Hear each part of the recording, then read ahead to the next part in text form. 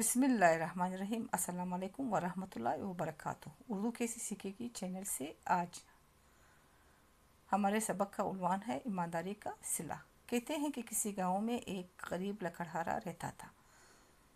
وہ روزانہ جنگل سے لکڑیاں کاٹتا اور بازار میں بیچ کر گزر بسر کرتا تھا۔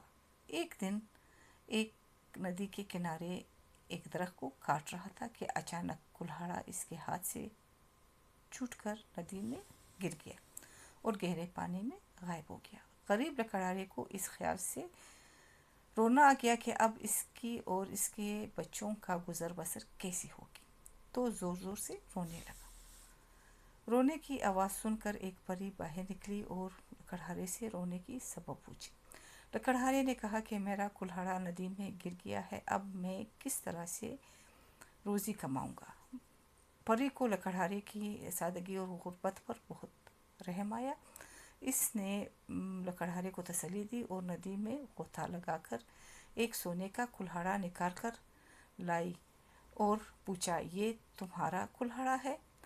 لکڑہارے نے کہا، نہیں، یہ میرا نہیں ہے۔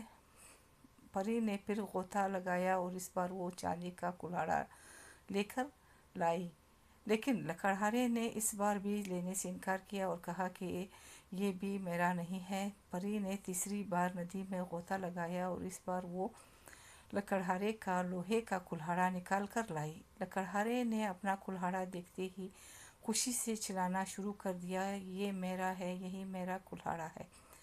پری نے لکڑہارے سے کہا، میں نے سونے اور چاندی کا کلہاڑا دکھا کر تمہیں آزمایا تھا، تم آزمائش پر پورے اترے ہو، میں تمہاری ایمانداری سے بہت خوش ہوئی ہوں، اس لیے یہ دونوں کلہاڑے بھی بطور انعام تمہیں دیتی ہوں۔ ایمانداری بہترین اصول ہے۔